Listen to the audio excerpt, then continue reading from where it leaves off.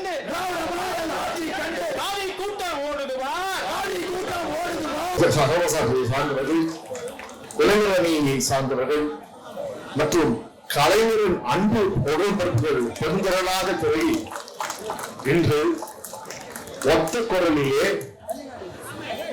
தமிழ்நாட்டில் மாண்பை சீரழிக்கின்ற ஆளுநரை எதிர்த்து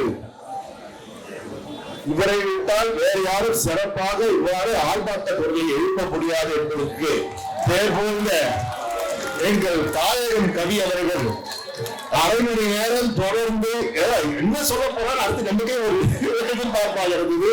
ஆனால் சிறப்பான முறையிலே அவருக்குரிய பாணியிலே இன்று நம்ம எல்லாம் உருத்த குரலிலே இந்த ஆளுநர் செய்வது தவறு, இது இங்கே மட்டும் ஒழிக்க கூடாது, தமிழகம் எங்கும் ஒழித்திட வேண்டும், ஏன் இந்தியாவிற்கே சென்று இந்த ஆளுநரை தேவையில்லை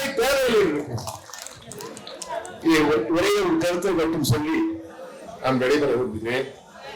இந்திய அரசின் அமைப்பின் சட்டத்தின்படி நாடாளுமன்றத்துக்கு இந்தியாவுக்கே தலைவர் யார் என்றால் ஜனாதிபதி.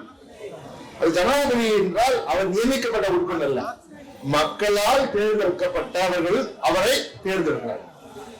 ஆனாலும் அவரும் கவர்னரை போலதான், வெறும் ஒரு ரப்பர் ஸ்டாம்ப். ஒன்றிய அரசு என்ன சொல்லுகிறதோ, ஒன்றிய பிரதமர் என்ன சொல்கிறாரோ அதைத்தான் அவர் செய்திட வேண்டும்.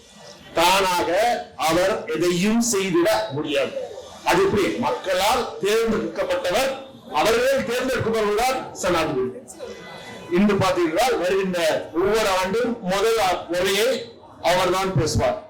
அந்த உரையை யார் தயாரிக்கிறார் என்றால் பிரதமர் தலைமையிலே அமைச்சரவை கூடி அவர்கள் முடிவு செய்வார்கள். இதேதான் நமது அந்த அரசின் சாதனை. அந்த அரசின் சாதனை அவர் பேசுவாரா? ஜனாதிபதி வேற ஒரு வார்த்தை ஒரு கமா கூட அவர் போறதுக்கு ஜனாதிபதிக்கு உரிமை இல்லை. இவரு தமிழ்நாட்டுல ரிஸ்டார் ஆயிட்டு அங்க போய் ஐயா வேலை கொடுங்கய்யா, எங்களுக்கு ஏதாவது கவர்னர் பதவி கொடுங்கய்யா, நானும் சாப்பிடுறேன் நல்லா சாப்பிடுறேன்னு சொல்லிட்டு பதவி காலம் முடிஞ்சுதா ஒழுங்கா வீட்டுக்கு போலாம போய் நான் தமிழ்நாட்டை அரசு எதிர்க்கிறேன். யார? நம்ம தலைவர் தளபதி எதிர்க்கிறார். முடியாது குற்றவாளியாக தளபதி. இந்த திராவிட மாடல் அரசு பாத்தீங்க, இன்னைக்கு பத்திரிகை செய்தி என்ன, மகாராஷ்டிரா அதிகமான தொழிற்சாலைகள் இருக்கின்றன, ஆனால் தமிழ்நாட்டில் தொழிற்சாலை பாதிதான் மகாராஷ்டிரா. ஆனால் உற்பத்தி திறன் மகாராஷ்டிராவிலே அதிகமானது தமிழ்நாடு தான். காரணம் நாம் தலைவர் முதல்வர் தளபதி அவர்கள் தான். நான் கேட்கிறேன், என்ன மரபு? நீ தமிழ்நாட்டுக்கு வந்தீங்கன்னா நாங்க சொல்றதை தான் செய்யணும், நீயா ஒண்ணு செய்ய முடியாது. செய்யலாம், எங்க செலவுல இவ்வளவு ஒரு பெரிய அரண்மனை, யாருக்கு? இவருக்கு. அரண்மனையில நீ நடந்து போ, தூங்கு, என்ன வேணா செய். ஆனால் எங்கள் தமிழ்நாட்டு சட்டமன்றத்துக்கு வந்து விட்டால் எங்கள் முதல்வர் எங்க அமைச்சரவை என்ன சொல்கிறதோ அதை தாண்டி செய்ய வேண்டும். செஞ்சல இது செய்யாத மாதிரி புதுசா செய்யாத மாதிரி முதல்ல எல்லாம் செஞ்சல முதல்வர் இதுக்கு பதவி முடிச்சு போச்சு.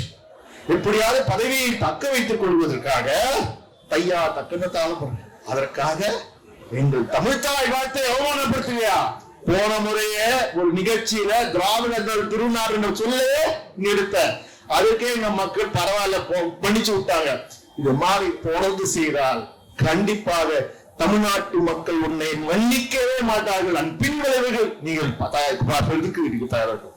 அது மட்டும் இல்லாமல் ஒரு நியமன உறுப்பினர், ஒரு நியமனம் தான், தற்காலிக பதிவுள்ள இந்த ஆளுநர் தொடர்ந்து வேண்டும் என்று இன்றைக்கு இந்தியாவில் தலை சிறந்த முதல்வர் யார் என்றால் அது முத்துவேல் கருணாநிதி ஸ்டாலின் தான். அதே போல் தலை சிறந்த மாநிலம் என்றால் தமிழ்நாடு தான்.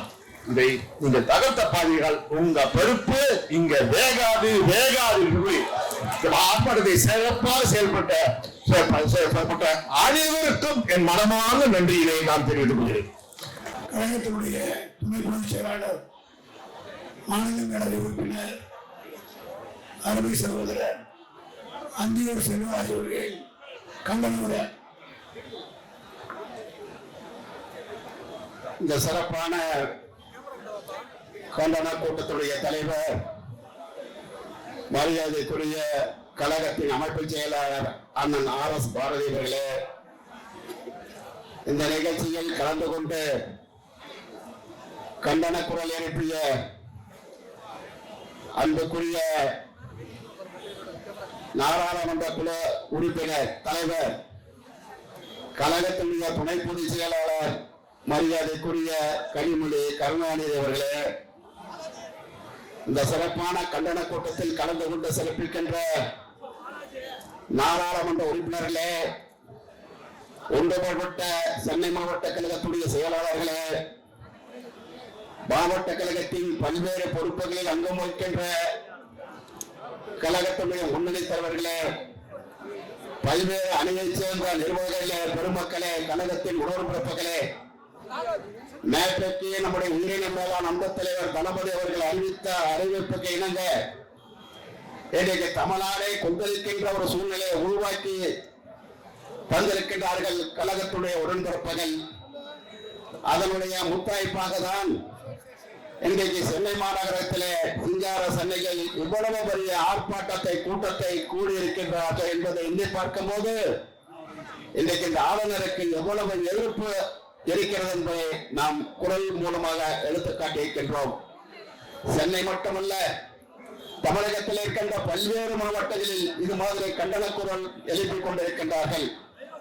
எனக்கு முன்னாலே பேசிய நாடாளுமன்ற உறுப்பினர் அன்புக்குரிய தயாநிதி அவர்கள் எந்த அளவுக்கு இந்த ஆளுநருக்கு என்ன தகுதி இருக்கிறது, இந்த நாட்டிலே இருக்கின்ற உயர்முறையில் இருக்கின்ற ஜனாதிபதி அவர்களுக்கு என்ன தகுதி இருக்கிறது, என்ன வாய்ப்பு இருக்கிறது, அரசியலமைப்பு திட்டப்படி அவர்களுக்கு என்ன பணி இருக்கிறது என்பதை எடுத்து சொன்னார்கள். ஆனால் நம்மை பொறுத்தவரையில் ஒன்றிய அரசாங்கம் நம்முடைய தமிழக அரசுக்கு நம்முடைய அன்பு தலைவர் முதலமைச்சராக இருக்கின்ற இந்த காலகட்டத்தில் ₹1 கூட நிதி ஒதுக்காமல் தமிழ்நாட்டுடைய ஒட்டுமொத்த வருவாயை வைத்து இந்தியா துணை கண்டது வியப்புகின்ற அளவிற்கு பாராட்டுகின்ற அளவிற்கு பல்வேறு திட்டங்களை உருவாக்கி தந்து கொண்டிருக்கிறார் நம்முடைய கழகத்தின் தலைவர் தளபதி அவர்கள். ஆகவே நீங்கள் ஒரு காலம் எண்ணி பாருங்கள், மத்திய அரசாங்கம் ஒன்றிய அரசாங்கம் ₹1 கூட நிதி ஒதுக்கவில்லை. ஆனால் தமிழ்நாட்டுடைய நிதியை வைத்து இவ்வளவு சிறப்பான முறையில் ஆட்சி செய்கிறார் என்பதை மக்கள் எண்ணி பார்க்கின்றார்கள். அவ்வளவு சிறப்பு வாய்ந்த ஒரு அரசுக்கு களங்கம் ஏற்படுத்துகின்ற வகையில் தொடர்ந்து இந்த ஆளுநர் அவர்கள் தன்னுடைய செயல்பாடுகளை காட்டி வருகின்றார்கள். விரைவில் அவரை தமிழ்நாட்டை விட்டு விரட்டுகின்ற காலம் வரும். அதற்கு அவர்கள் நம்முடைய கழக தலைவர் தளபதி அவர்கள், கழகத்துடைய முன்னோடிகள், கழகத்துடைய நிர்வாகிகள் அத்தனை பேரும் அதற்கு முதல் கட்டமாக எவ்வளவு சிறப்பு வாய்ந்த இந்த நிகழ்ச்சியை ஏற்பாடு செய்த அனைவருக்கும் நன்றி கூறி, இவ்வளவு சிறப்பான முறையில் இந்த கண்டன கூட்டத்திற்கு சிறப்பான முறையில் தன்னுடைய வேகமான அறிவிப்புகளை முழக்கங்களை எழுப்பிய தாயின் கவிஞர்களுக்கும் திடீர் திடீரென்று ஒரு அறிவிப்பு எழுதுகின்றார்கள். அவர் உள்ளத்தில் எழுகின்ற அந்த உணர்ச்சி, அந்த வேகத்தை பார்க்கும் போது ஒவ்வொரு தொண்டனுக்கும் அந்த வேகம் உணர்ச்சி வருவதை நம்மாலே கட்டுப்படுத்த முடியாது. ஆகவே இவ்வளவு சிறப்பு வாய்ந்த இந்த கண்டன கூட்டத்தில் கலந்து கொள்வதில் உள்ளபடியே நாம் பெருமைப்படுகிறோம். தொடர்ந்து இது மாதிரி கண்டன கூட்டங்கள் நடைபெறுவதற்கு இந்த ஆளுநர் இடம் தரக்கூடாது என்பதை தெரிவித்து எனக்கு வாய்ப்பளித்த மாவட்ட கழகத்திற்கு நன்றி கூறி விடைபெறுகிறேன். நன்றி, வணக்கம்.